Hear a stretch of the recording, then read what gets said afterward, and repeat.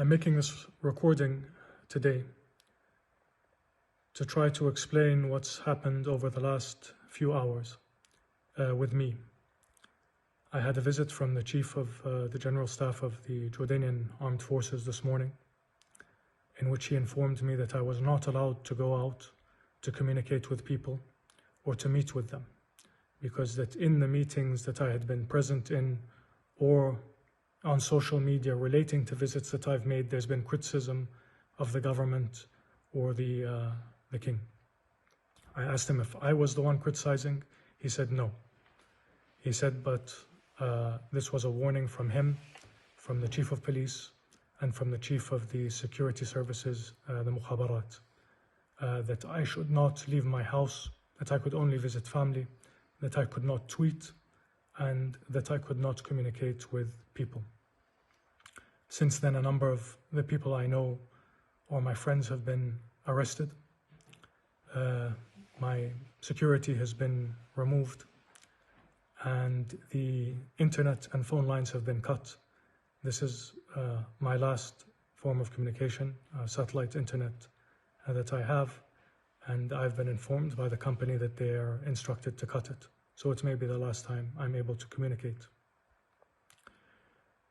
As I said to the Chief of Staff when he came, I am not the person responsible for the breakdown in governance, for the corruption, and for the incompetence that has been prevalent in our governing structure for the last 15 to 20 years and has been getting worse by the year.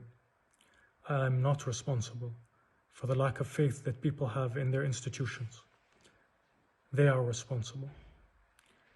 Unfortunately, this country has gone from one that was at the forefront of the region in terms of education and healthcare, in terms of human dignity and freedoms, to one in which even to criticize a small aspect of a policy leads to arrest and abuse by the security services.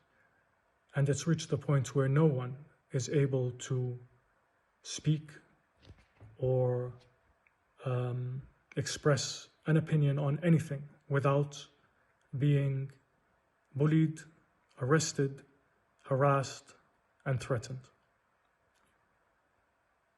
This is a very sad and unfortunate turn for a country that, as I said, used to be in the forefront of the region.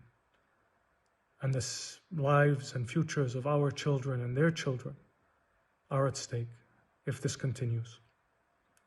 Their well-being has been put second by a ruling system that has decided that its personal interests, that its financial interests, that its corruption is more important than the lives and dignity and futures of the 10 million people that live here. I'm making this recording to make it clear that I'm not part of any conspiracy or nefarious organization or foreign-backed group, as is always the claim here for anyone who speaks out. I have spoken with people and tried to remain connected to people in the hope that they realize that there are members of this family who still love this country, who care for them, and who will put them above all else. And so that I was able to remain aware and in touch with them and aware of their plight and their needs. Apparently that is a crime worthy of isolation, threats, and now being cut off. I'm in my home alone with my wife, our young children, and I wanted to make this recording so that it is clear to the world that what you see and hear in terms of the official line is not a reflection of the realities on the ground.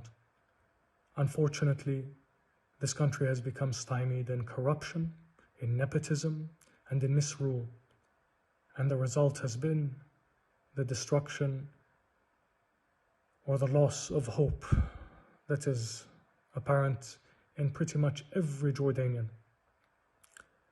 The loss of hope in our future, the loss of dignity, and a life under constant threat because we simply want to speak the truth, or we are trying to express our concerns or our hopes for the future. I pray that all Jordanians will